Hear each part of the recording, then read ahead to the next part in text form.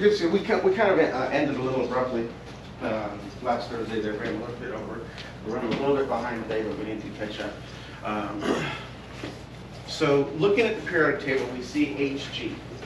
And if we look at the periodic table, Hg is a symbol for mercury. Okay? So you do need to spend some time memorizing some of the more common ones that we see on the periodic table. Do spend some time with them, right? Like carbon is C, calcium, Ca, we see the sign for it is Ca, and then we get to nitrogen is N and oxygen is O, silicon Si is Si because it begins with that. But then we get stuff to silver, right? Silver is not Si because that's silicon. Silver is a G. Gold is not Go or G. Gold is Au, right? So do spend some time trying to memorize those units there. It never fails. At least once a year. At least once a year, somebody asked me if I gave them the right periodic table. Professor, I don't see lead, Le, anywhere on the periodic table, right? Because it's spelled PB, right? But it happens at least once a year. I do give everybody the correct and the right periodic table, but sometimes we just don't spend enough time memorizing these. So we did go over these. We have the mass number, the atomic number,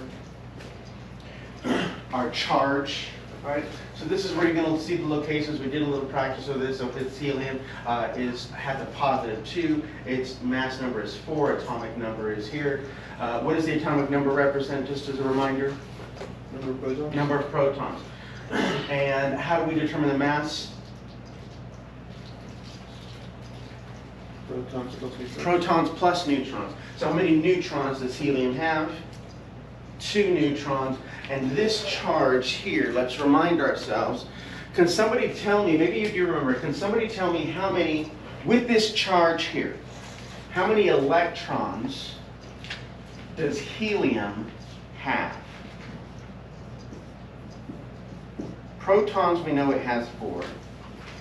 Neutrons, we know it has 2. Protons is 2, not 4. It has 2 protons, 2 neutrons, but the charge is positive 2. Is 0? 0 electrons. There are 0 electrons here because of that positive 2 charge. Okay? If it had 2 electrons, then this would be neutral, and we would not have a charge on that. So yes, absolutely.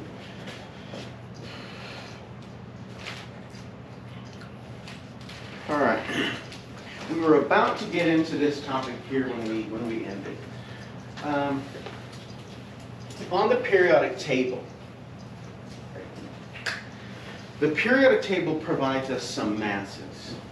And the mass there is what we call a weighted average. Is that we can have more or less neutrons in any one atom of an element. Right? They don't have to have the same number as the protons. We've seen some that absolutely have more neutrons than protons. So here, if we take a look at boron, boron 10 has an atomic mass of 10.0129. And boron 11 has a mass of 11.0093. But if we look at the periodic table, the mass on the periodic table, and every periodic table that's out there, is 10.811. Neither of those. It's what we consider to be a weighted average. Everybody here know how to take an average now? Right? Yeah. If I had these numbers like this, 1, 2, 3, how would I get the average of those? Add them all up, and what do we get? 6 over 3, and that equals 2. Yeah, don't do that. Don't. That's how we take an average. That is not how we take a weighted average. We can't take a weighted average because look at, this is what we call percent abundance. How much is naturally abundant here on Earth? Right. Most, 80% of all the boron has an atomic mass of 11. And only 20% has a mass of 10. So we can't just add them up and divide by 2 because they're not 50-50. These are what we consider isotopes. Isotopes have a different number of neutrons which give us a different mass. So in order to do that, we have to calculate what's called a weighted average. Okay. So our weighted average, we use the percent abundance, and we're going to go over a couple of these here. But we start with the percent abundance. 19.9% abundance for boron 10. So if we take the percent abundance and we multiply it by the atomic mass of that, 10.0129, 10.0129, this gives us some value. But this is what we call percentage. This is what we call decimal notation. And we can't multiply those together directly. Is that this percentage has to be converted into decimal notation. And then we can do decimal notation times decimal notation and determine what this is. So how we do that, there's 2 ways you can do it. It doesn't really matter to me. You can just divide this by 100, or you can just move the decimal place over 2 times. Either way, we're still going to get the same answer. Okay? So we end up with this here, 0.199, which is 19%, times the mass of this, and we add it to the other one. We do the same thing, 0.801, which is 80.1% or 80.10%, and we multiply that by its mass, and we get the weighted average of 10.81, which is what is on our periodic table. It's right here, it's 10.81. So we do that, we add them both together, and that is our percent abundance.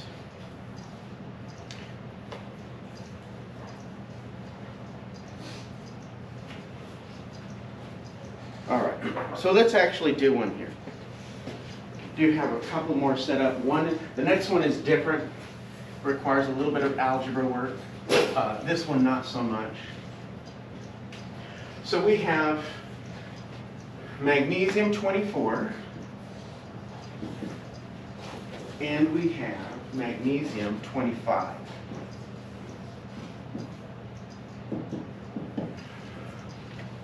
We need to take the percent abundance and convert it into a decimal. And what is that value if we convert it to a decimal? 0.7870. And we're going to multiply that by how much it weighs, 23.98, 23.98. And we're going to add it to the next one over here. Magnesium 25, can somebody convert that into a decimal for me? 0.11. Are there 3 or 2? Oh, there's 3 of them here. Oh, let me see. Let me make one correction real quick. We're doing 3, 24, 25, and 26. And magnesium 25 is 0.1013. Did everybody see that? Yeah. I got caught off there as well. I was looking here, but this is magnesium 25, and it's 24.99. So times 24.99 plus the sum of the next one. This is our 0.1117 times its mass, which is 25.98. 25.98. So here, oh, we probably should have separated this. This is magnesium 24, this is magnesium 25, and this is magnesium 26. Let's do it this way, that way we're not so confused with my writing. Okay. So, what is the sum of all of this?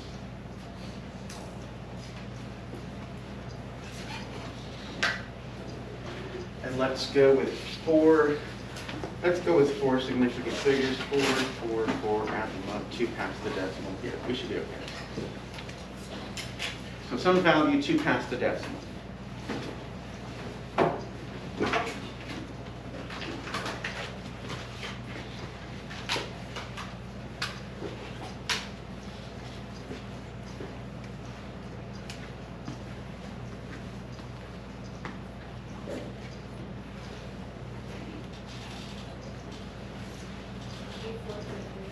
What was that?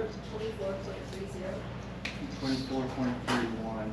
24.30, and we have 24.31. What was is there a digit after this? There's a 5. There's a 5 after this? Okay, so I could see that. We're going to round this here. And our periodic table says 24.3050, or rounded to 24.31. So we did do this correctly, right? There is a percent abundance calculation on your next exam, so please make sure that we understand this process here. You'll have some on the homework. Yes? Would it end off in the units AMU? The units would be AMU, correct. Atomic mass units. This next one here requires a little bit of algebra.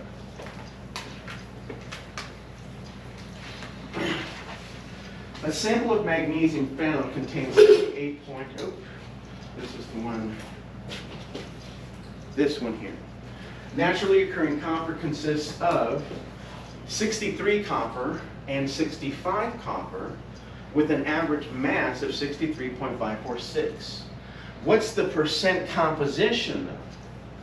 It's given us the masses, it's given us the average mass. We have to determine what the percent abundance is. Where here, they provided them for us.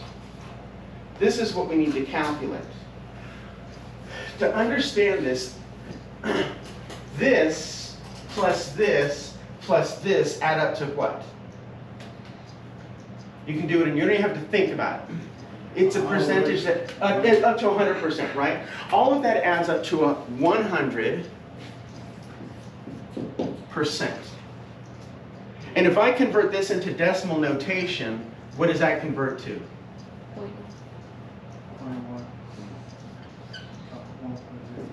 1, or 1.0, or 1.00.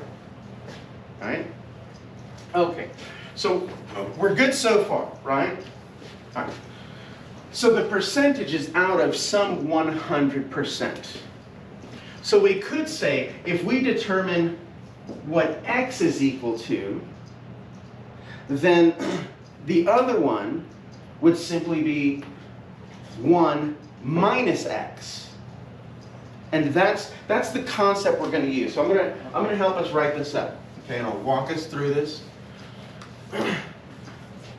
This is the formula that we're using here. Our average mass is equal to the sum of the percent abundance, the fractional abundance, times the mass. So, our average mass, which they've provided us, the average mass is 63.546. So we have 63.546 is our average mass in atomic mass units. Now this is going to equal the sum of some fractional abundance that we're going to call x times its mass. So right now, we're going to say that X is equal to copper 63. So I don't want to get confused. X is equal to copper 63. So copper 63, its percent abundance times its mass. 62.9296. 62.9296. Plus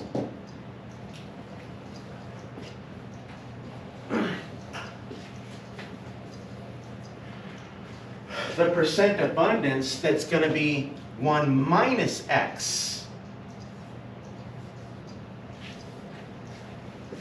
times its mass, 64.9278.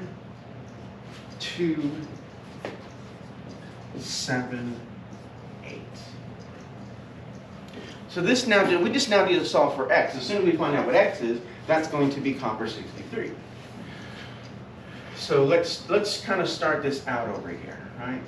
We're going to have 63.546 is equal to 62.9296x plus 64.9278 minus 64.9278x. Are we good with this algebra so far? Because again, this is just algebra. All I've done is multiply this out.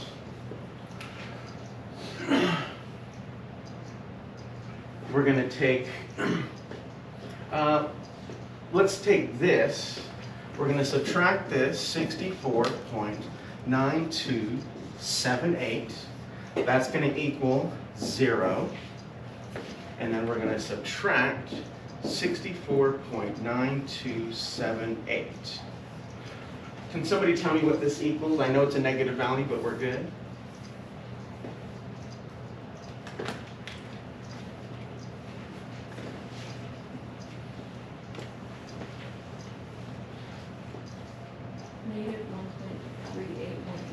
Negative 1.3818. Negative 1.3818? All right, so negative 1.3818 is equal to, can somebody subtract this? So take this, nope, this minus this. We have to make sure our signs are correct. So this minus this, and it's going to give me some other negative value, which is fine.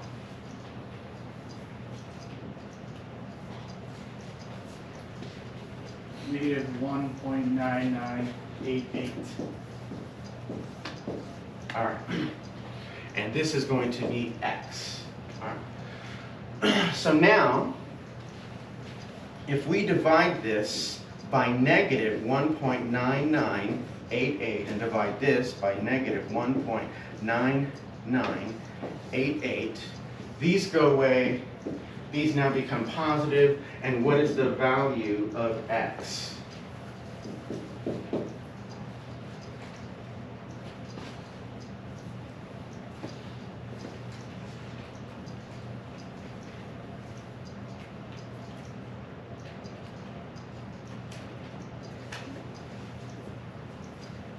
Uh, 0.6913. Translated to, oh wait, and then let's do, now we need to do 1 minus X. So we know what X is, now do 1 minus X.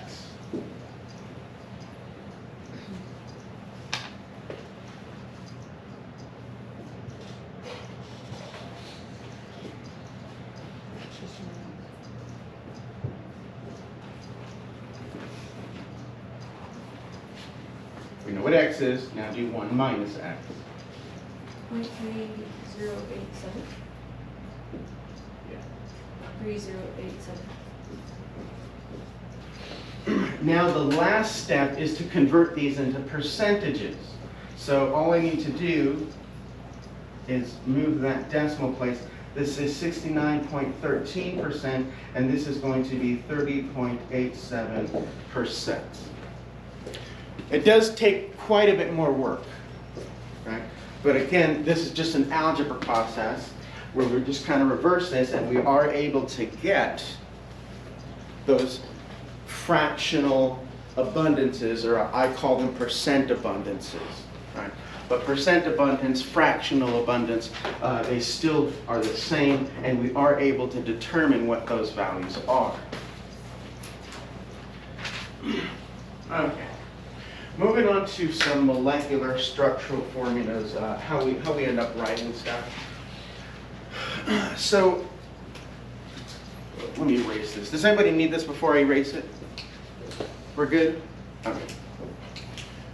So molecular formulas versus a structural formula. So I'll give you a couple of examples. You've seen them, you know, I have written them down. I haven't told you what they are, but something like water. The structural formula for water is H2O. And we see this subscript here. The subscript is how many of those hydrogens we have. Let's do methane. Methane is CH4. And again, we see a subscript 4. How many hydrogens are in this? 4. 4. How many carbons? 1. How about, let's do carbon dioxide. So carbon dioxide is CO2. How many oxygens here? 2. All right. Now the structural formula looks like this. And this is what our structural formula, because now I see some structure on it. Methane looks like this. And carbon dioxide looks like this. Oops, let me straighten that out. That should be very straight.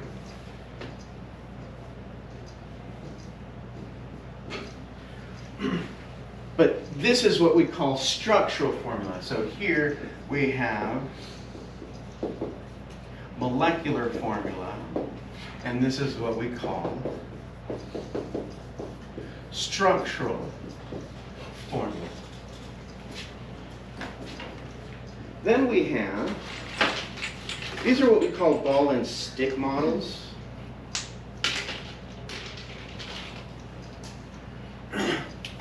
Methane, this is the structural formula of methane. But here, this is what we call the ball and stick model, the black one being carbon and the white ones being hydrogen. So this is what we call our ball and stick model here. So molecular formula, structural formula, our ball and stick model, and this is what we call a space filling. It stems off of this structural model, but we just fill it up so that we don't actually see these bonds here, right? So this is a space filling model, but we do have different types of formulas there. So there are elements that can exist as molecules. Oh, and before we move on, let's see here. I want to make sure we're good with this.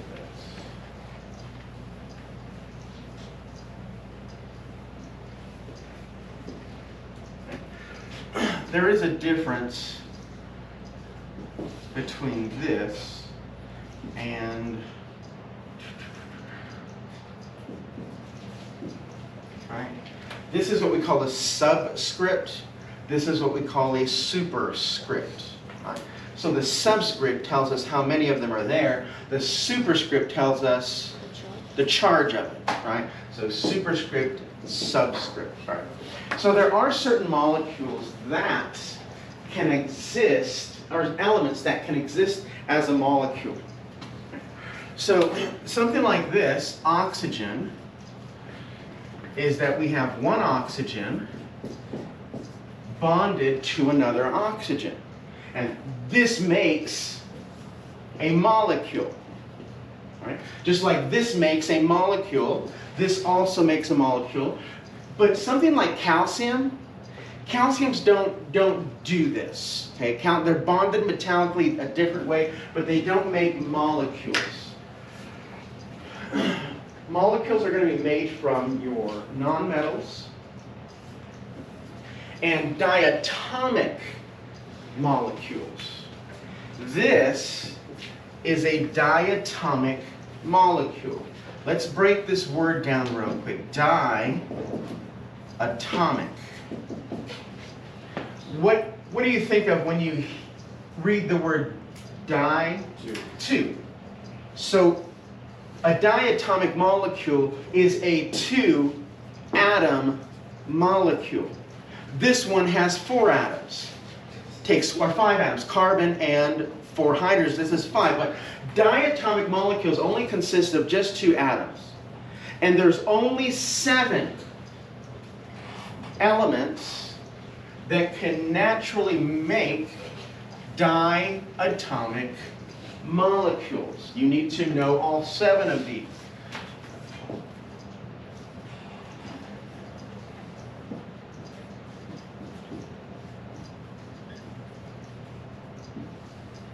These are your 7 diatomic molecules that need to be memorized. They are hydrogen, nitrogen, fluorine, oxygen, iodine, chlorine, and bromine. I realize that they are here.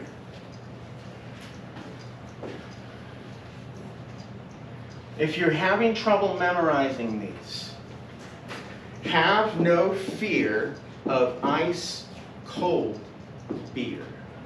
And now you know all your diatomics, right? You can't ever forget them. Some molecules can exist with more than 2 atoms, right? Like sulfur. Sulfur has 8 atoms, right? This is sulfur and this occurs naturally, right? We don't need to synthesize this. This occurs naturally, but we do see that sulfur here does have 8 atoms bonded together for that. So as far as molecules go, right, this is 1 atom, this is 2 atoms. But when they bond together like a diatomic, this is a diatomic molecule. It's hydrogen. Have no fear, ice cold beer. This is definitely one of your diatomics. 1 molecule, 2 molecules. So 1 molecule, 2 molecules. So we can look at them as different entities there. Now, when we look at formulas, along with molecular formulas, okay, we have something that's called an empirical formula. It's simply the simplest whole number ratio. The simplest whole number ratio. Let's do, this is glucose.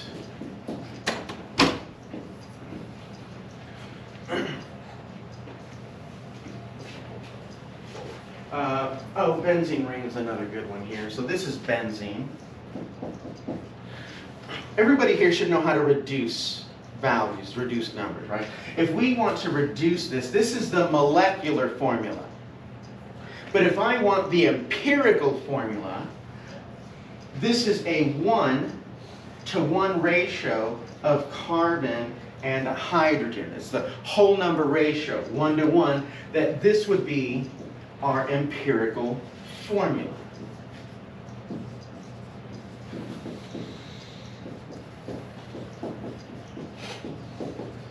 So there's our empirical formula. All right. If we're going to do an empirical formula for glucose, what would our empirical formula for glucose be? 1-to-1. So a 1-to-1 ratio.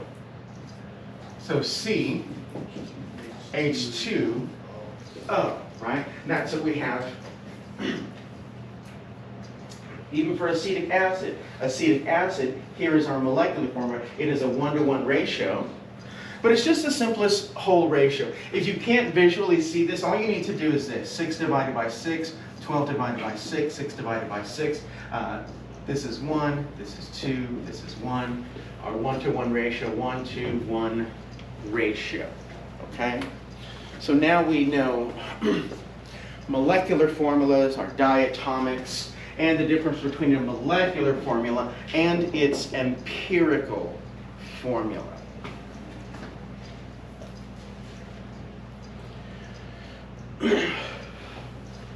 This is just a term. This is what we consider to be an isomer. With isomers, I need to go to a structural formula to explain what isomers are.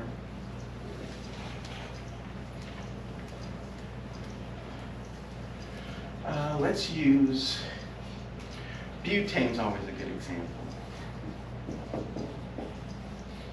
This is butane. The formula for butane is C4H10. 4 carbons, 10 hydrogens. And this is the structure of butane.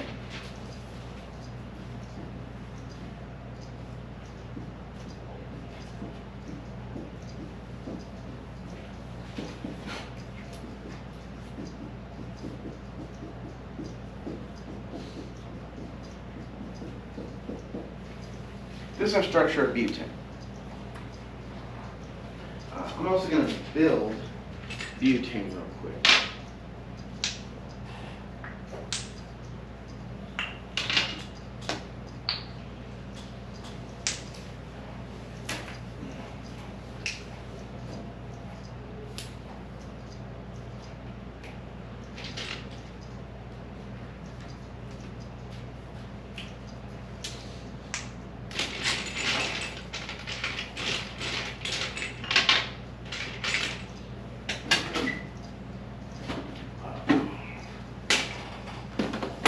Even better. Right.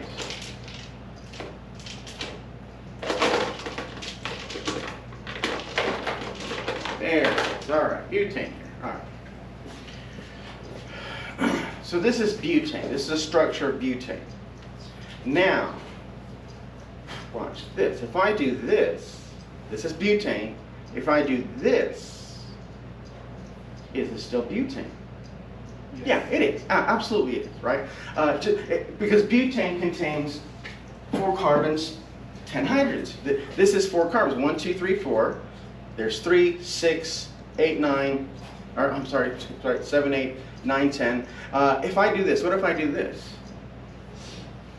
Still butane, right? So no matter how I twist it, I'm going to do this now, right? It's still butane, no matter how I do it.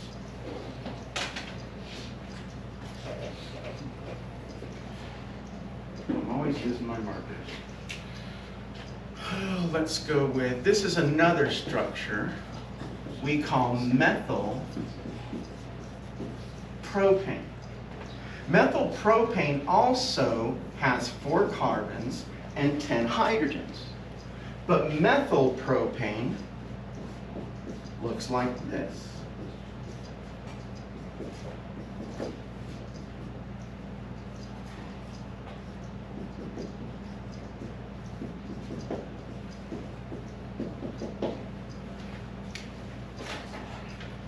If I take this, and we can count them in a row, right? This is 1, 2, 3, 4, and they all are in a row. But if I do this and physically move around,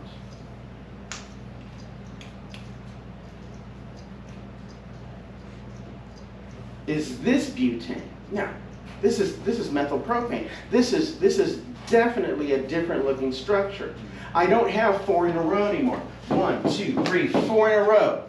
1, 2, 3 in a row. Oh, I'm missing 1 hydrogen here. Let me fix that real quick. So I only have 3 in a row. So these are what we call isomers. So these 2 here are what we call isomers. Isomers have the same molecular formula, but their structures are different.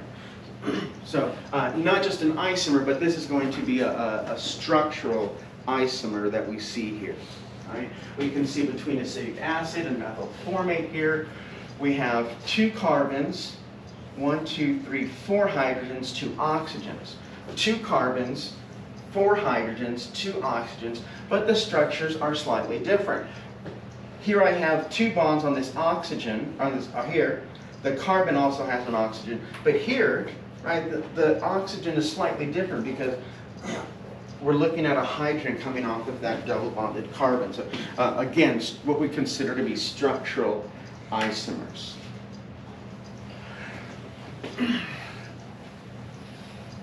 A new unit. This is a unit, and we call it the mole. A mole, some students get confused, some students get intimidated by this. Right? The mole, 1 mole is equal to, oh, and our chemists, I told you, right, we're lazy. We need shortcuts, right?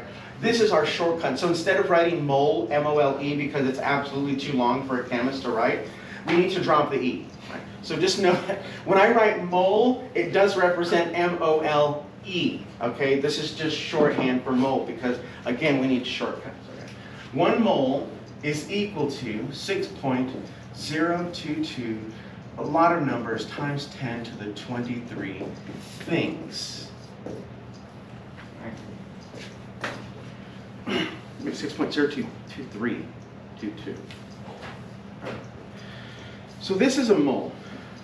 1 mole is equal to 6.022 times 10 to the 23 things. And it can literally be anything. Let's go with this scenario. Right? Don't be intimidated by this number. If I said I have a single Great Dane at home. How many Great Danes do I have? 1. Interesting, because I never said 1. How did you determine that I only have 1? Oh, because single equals 1. And if I said I have a couple of Great Danes, then how many would I have? 2, because couple means 2.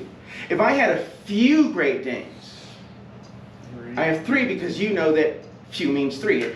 Not an untrue. I got 3 Great Danes at home. They're all black, 150-pound dogs. They're monsters. They break my couches. We actually buy a new couch because they just lay on them and break them, right? Anyways, back to this. Okay, so we know that few mean. If I had a dozen, I don't have a dozen Great Danes. If I had a dozen Great Danes, how many would I have? 12. If I have 1 mole of Great Danes, how many Great Danes would I have? 6.02 times 10. So this can literally mean anything. If I have a mole of pennies, this is how many pennies I have. If I have a dozen pennies, I got 12 cents. Right? If I have a few markers, I got 3 markers, but if I have a mole of markers, I have this many. Right? So it's just a unit that we use, and we have to use them because atoms are so small.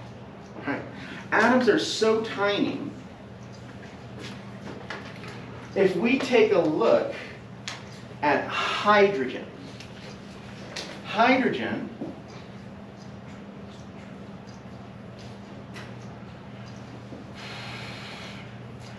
has 1 proton, no neutrons, or most of it anyways, right? 1 proton, no neutrons. In order for this to make any impact on mass, if I have, let's see, if I have 1 gram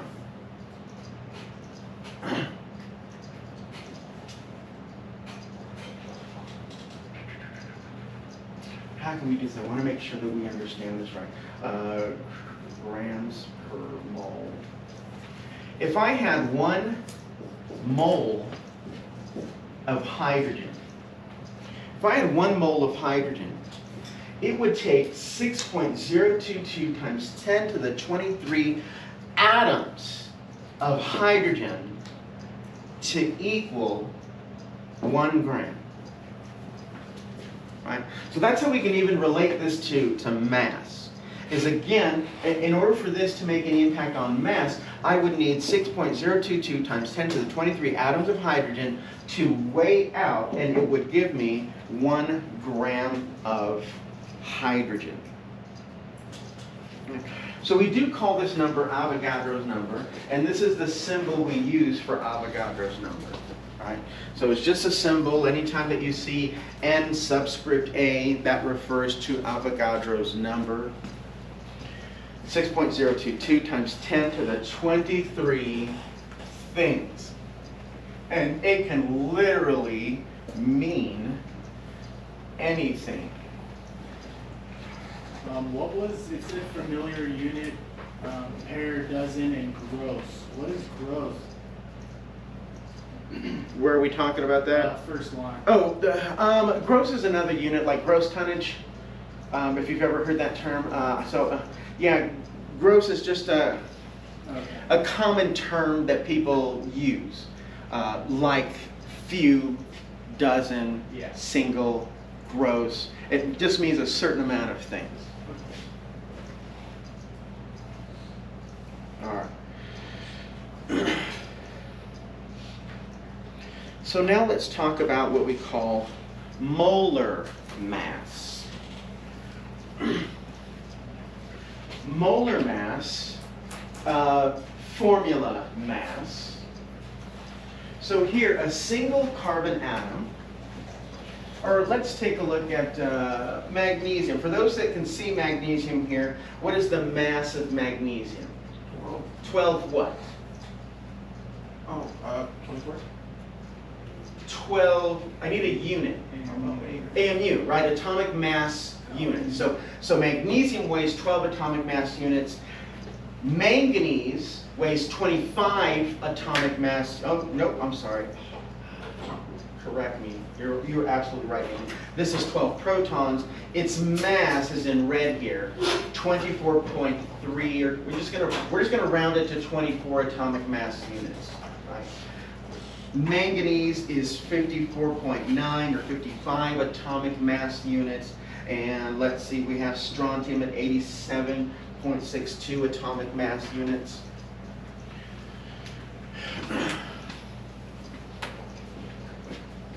We need to understand our masses here in what we call grams per mole.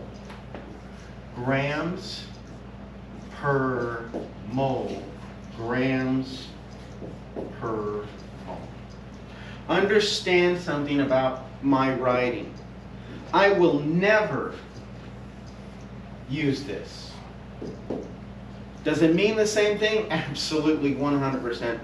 This means the same thing as this.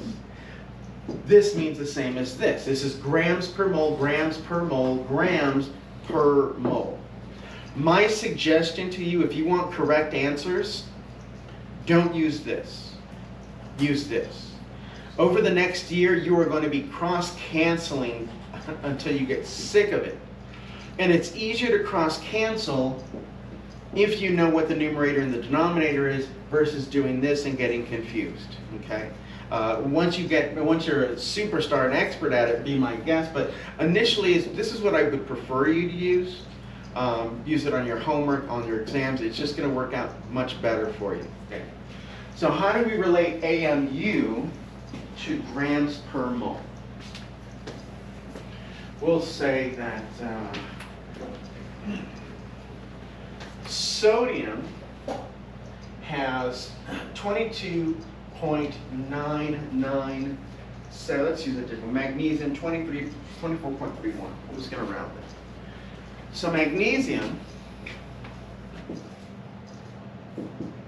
24.31 atomic mass units. We need to convert this into this, grams per mole. So this is how we do it. Pay close attention. 24.31 grams per mole. Right? Pretty, it's a direct conversion. If you know what the AMU is, you absolutely should know what the grams per mole is. Okay? In your books, you might see it like this: 24.31 grams per mole. Right? They mean the exact same thing. But for us, I'm going to go a step further. Because I want our calculations to be spot on. And the only way we can do that is it's 24 grams per mole of what? Kitty cats? Snickers bars?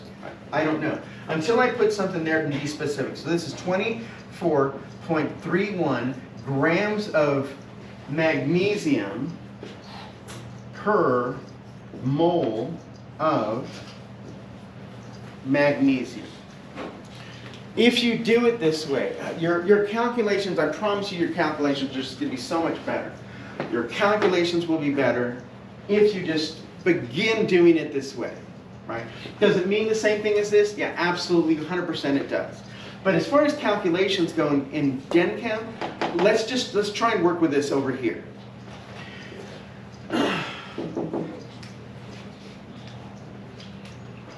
Is there another way I can write this? Think mathematically. How else can we write it?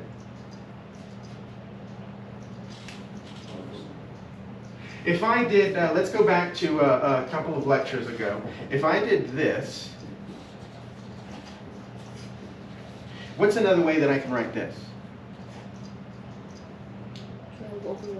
It rhymes with reciprocal.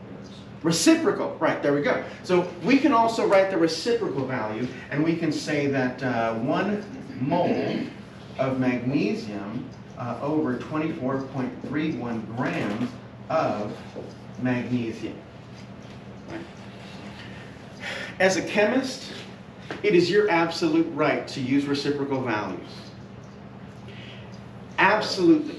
What we need are answers, and if we have to flip stuff around, heck, so be it. We just do it because we need these answers, right? So it is your right as a chemist to never forget, oh, my units are ending up in the wrong place. You know what? I'm just going to swap that around and flip it, right? You'll be amazed at how well that works, okay?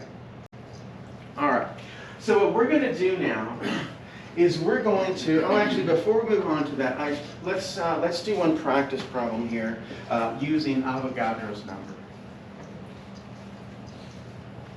And then we'll move on to some other calculations we can do. Let's say if I have 2.3 moles of sodium. No, I don't want to use sodium. Let's use iron. Let's say I have 2.3 moles of iron. I want to know how many atoms. How many atoms of iron would we have in 2.3 moles of iron? How many atoms would that take? All right.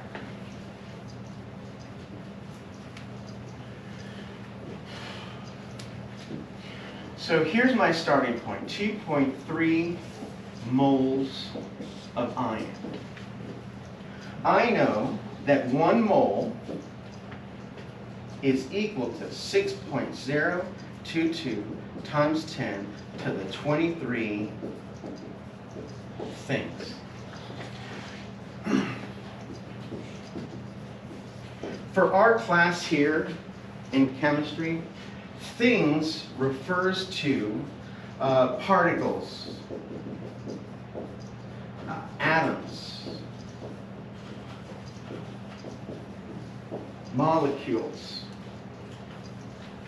If you see a question on the exam and it's asking you for atoms, particles, or molecules, this is your go-to.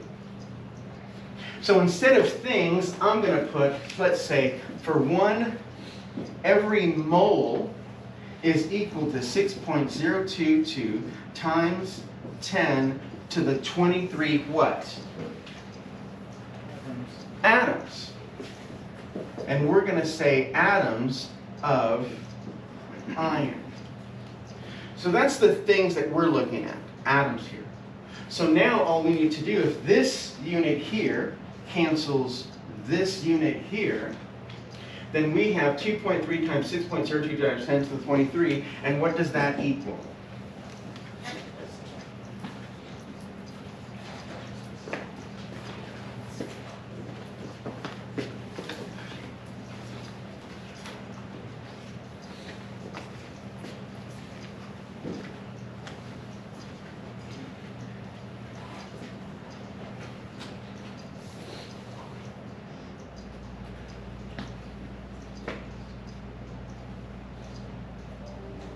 What do we got? 1.385 times 10 to the 24. And we'll round this. This is a definition. So do we use definitions for significant figures? Say no. No, we don't use definitions for that. We use our measurements. This is our measurement. 2 significant figures. So this gets rounded to 1.4 times 10 to the 24 atoms of iron.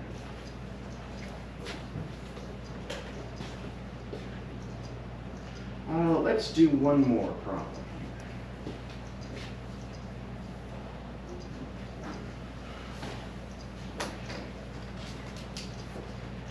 How about we say for every, let's say I have 1.9 times 10 to the 25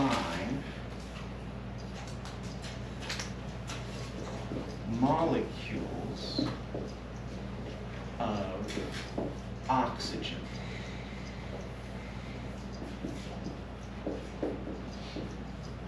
How many moles of oxygen do we have? So if there's 1.9 times 10 to the 25 molecules, I want to know how many moles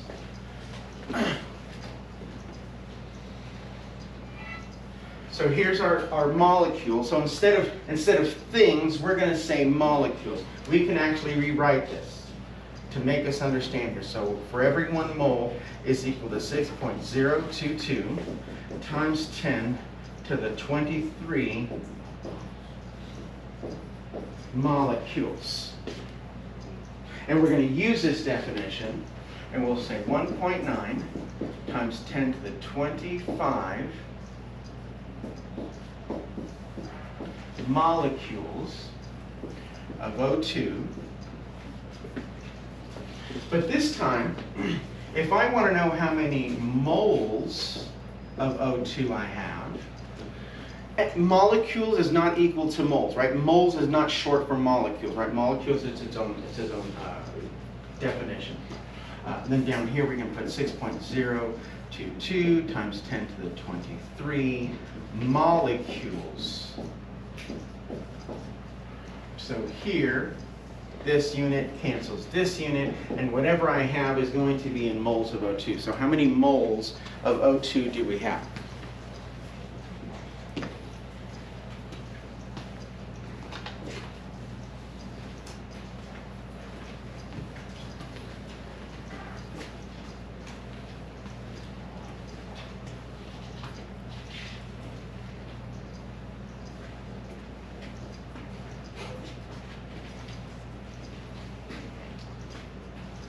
With, again, 2 significant figures.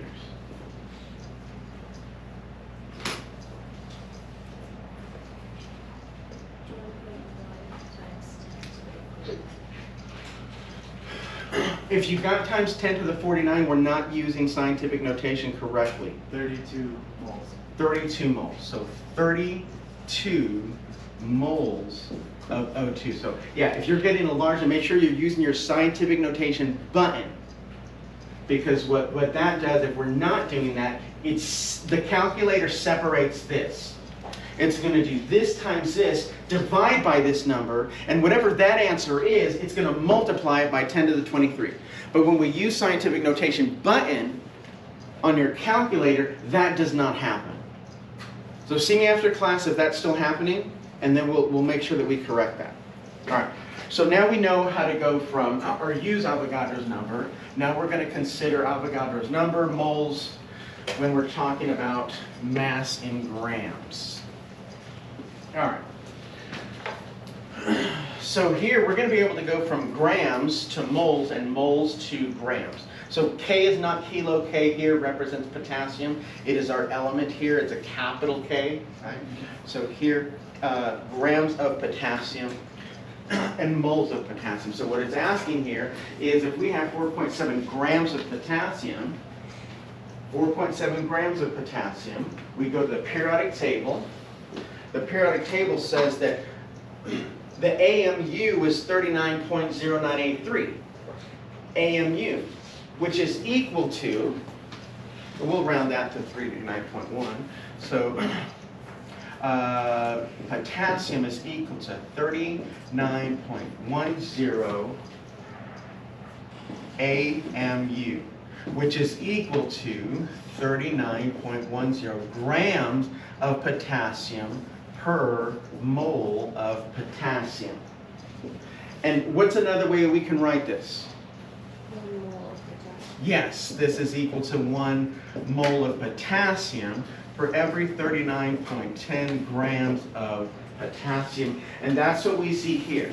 So this question, we had to use the reciprocal value because we need to cancel out the grams and end up with moles. When you're looking at these questions on the exam, on your homework, whatever it is, when it's asking you to find something, that unit needs to be in the numerator. If it's asking us to determine the number of moles, well, this isn't going to work because I need my moles in the numerator. This is when we decide I need its reciprocal value because I need that unit in the numerator, not the denominator. Right. So here you see it again. This time going from moles to grams. This previous problem went from grams to moles, now moles to grams, and we can reverse that. We start with what's given to us, 9.2 times 10 to the minus 4 moles. We look at argon, and the periodic table says argon is 39.95 grams of argon for every mole of argon. That comes straight from the periodic table. So these values here come directly from the periodic table.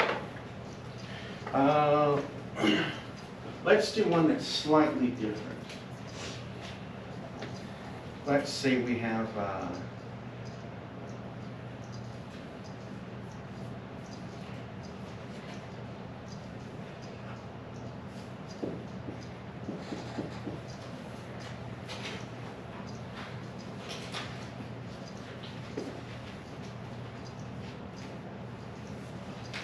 no.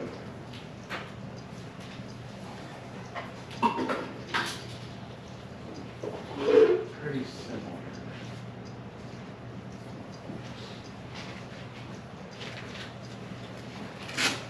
All right. I want to know how many grams this is. So when I go to the periodic table says that oxygen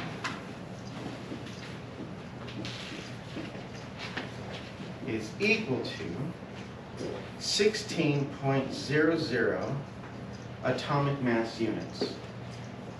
What is this in grams per mole? 16.00 16.00 grams of oxygen over 1 mole over 1 mole of oxygen. of oxygen. But I want to know what O2 is, which means it's twice as heavy as this.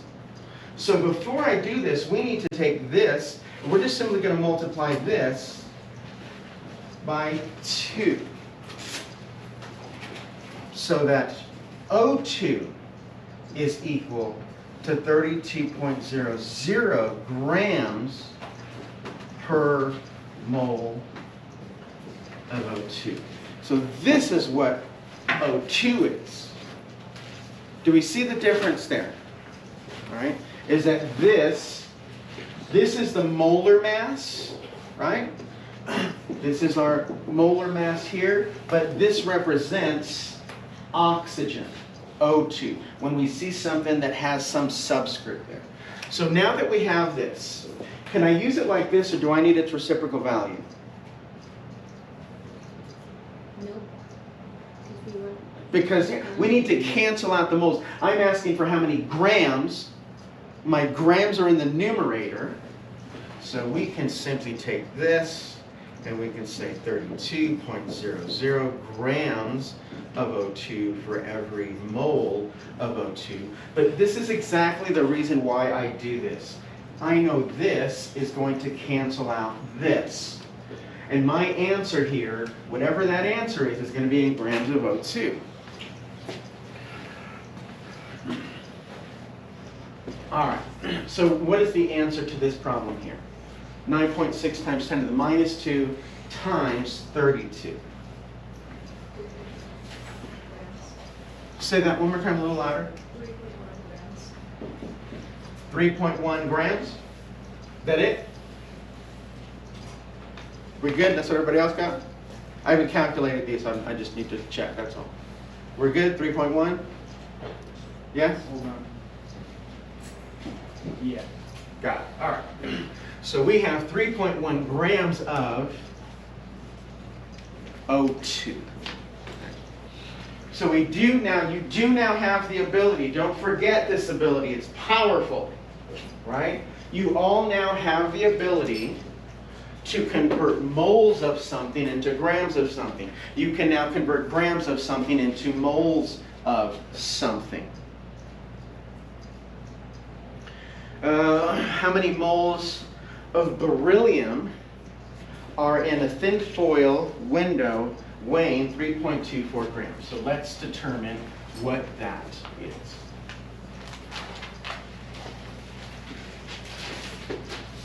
.24 grams, 3.24 grams of beryllium. If I want to know how many moles of something and I have grams of it, where do I get that information from? Periodic table gives it to me. Periodic table says it's going to be 9.01. I'm going to round it. 9.01 grams of beryllium for every mole of beryllium. It doesn't say Be_2, this is just beryllium. So can I use it like this, or do I need its reciprocal value? Reciprocal value. We're going to say for every mole of beryllium, there is 9.01 grams of beryllium. This unit cancels out this unit. And again, this is exactly why I write it this specific way.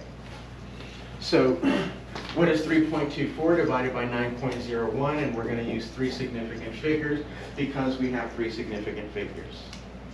We don't use conversion factors, definitions, right? We simply use our measurement here. So how much does that come out to?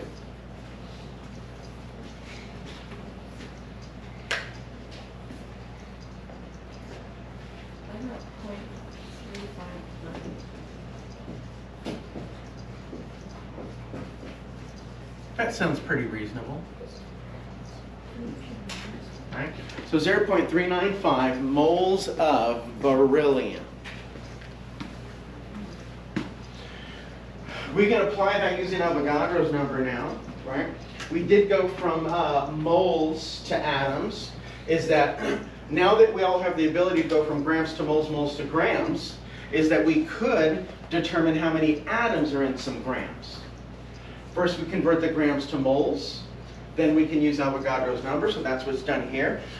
Taking 5 grams of copper, and we multiply that by what we see on the periodic table, because we have to go from grams to moles first, and copper, here it is, 63.5. We'll go 5.5, they rounded it up here.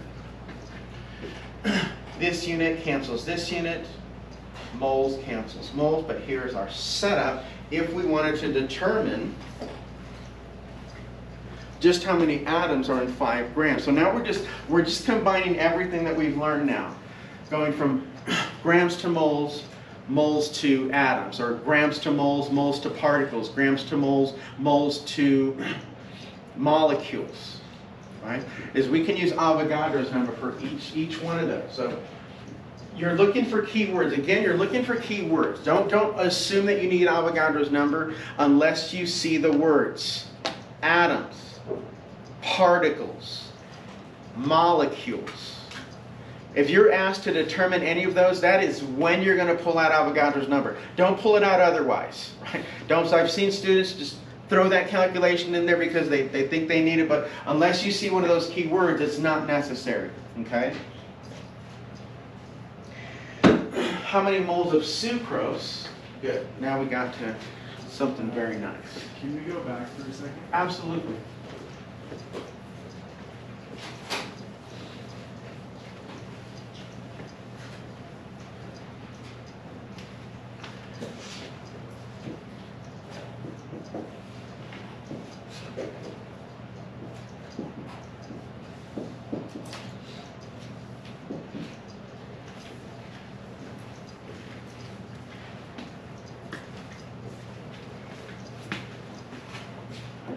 Okay. All right.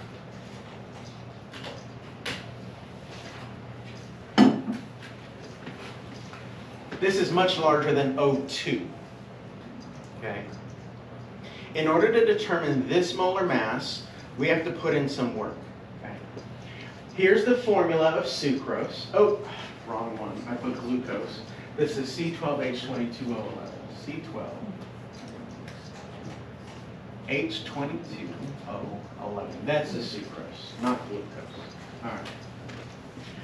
So we need this molar mass. The molar mass of a molecule is much different than the molar mass of an element, right? If I want to know what hydrogen is, I just go to periodic table 1.01 and it's done. But now I have a large molecule. How many carbon atoms does this take? 12. How many hydrogen atoms? 22. How many oxygen atoms? 11. Now we can go to the periodic table. The periodic table says that carbon is 12.01. So we're going to take all 12 of those, multiply it by 12.01. Hydrogen is 1.01, and oxygen is 16.00. Is anybody confused where I got this information from? Please let me know. I'll tell you. It's easy. I don't mind.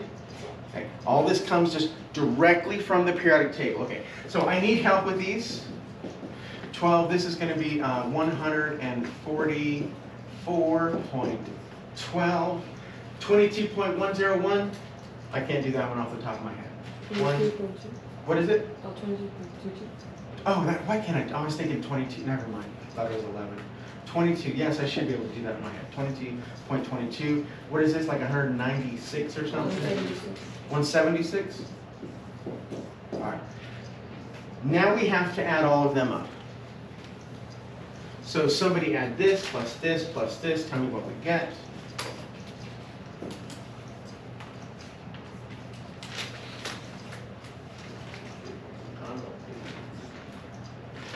Is this correct? Yes. That is, okay. So this, I'm going to add one more step here, okay? Because this is a molecule, again, we need some more work. I'm going to rewrite this as 342.34 grams of sucrose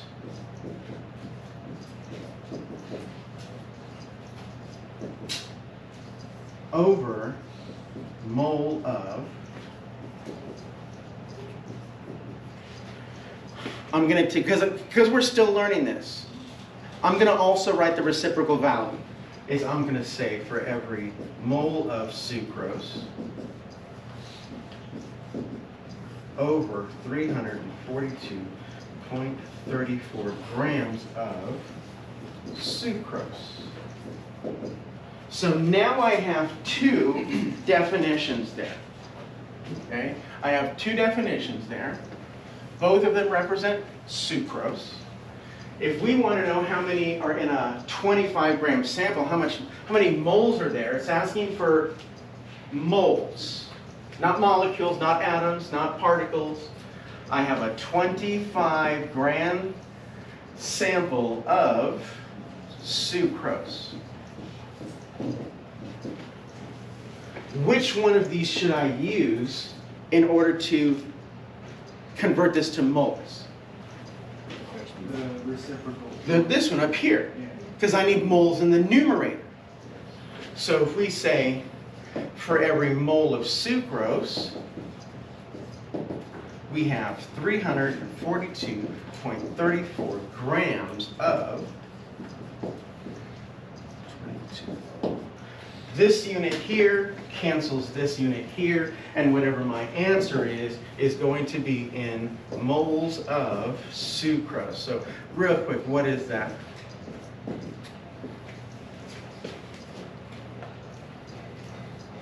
We got to the last slide. Great. Perfect. 0.073 Yep. moles Of sucrose, right? So a lot of calculations. You'll get some practice on the homework for this, but we are done with chapter 2. We're going to jump into chapter 3 on Wednesday. Tomorrow we have lab. Remember, still dressing proper attire. Last week, I don't think it was anybody in here, but last week I was asking students to leave because they weren't wearing shorts or sandals or whatnot. So please make sure you have your lab coat goggles. One thing before anybody leaves, I do have a few minutes here. There may be a change for tomorrow's lab. I need to check. Which paper coming? Are we using film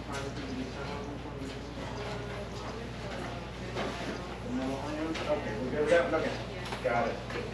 Okay, all right.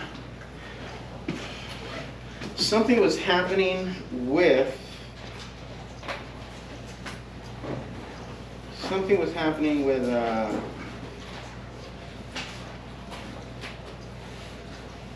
if you've already written this down in your book, I apologize, absolutely apologize. If you have not written this in your lab book, because tomorrow we need to have the lab written in our lab notebooks. So this is not the correct lab for tomorrow. Again, if you already started writing this one, I do apologize. That one is not going to be it. Let me do this while you are here and put in the right ones. All right, documents, course documents, we're doing.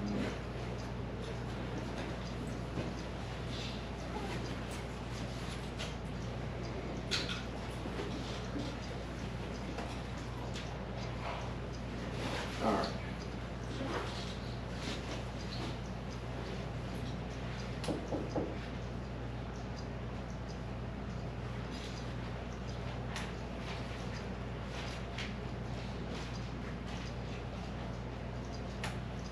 All right, so this has been updated for this class here. This is what you're going to be needing to write. So you don't have to write the pre-lab. The pre-lab, you can go ahead and just print the pre-lab, bring it here. We're going to do it together. But you do need the procedure written out. And again, please don't write it word for word. Condense this. The objective, 2 sentences, tops. Okay? When you write your procedure for this, begin with your procedure down here, right? Preparation of paper, right? Condense this to whatever you need to understand it. But again, see all this background information? You don't need any of this. None of this, none of this. I would probably draw the sketch out so you understand it. I would draw the formula out here so you understand it. Do the MSDS for these chemicals, and I'm also going to put a list out for these chemicals here. Right? But these are the chemicals that you need to do the MSDS for. That should be in your lab notebook. So the MSDS notebook, or in your notebook, the MSDS, the objective, procedure, and anything you might need to record your data. What I mean by that is looking at this. Oh, come on, back. Don't print this out and bring it to class. You need to have this table drawn out, right? You need to have this, the tables should be in your lab notebooks, okay? All right, other than that, if you have any questions, I'm going to hang out. Other than that, you're free to go. Thank you. Yep.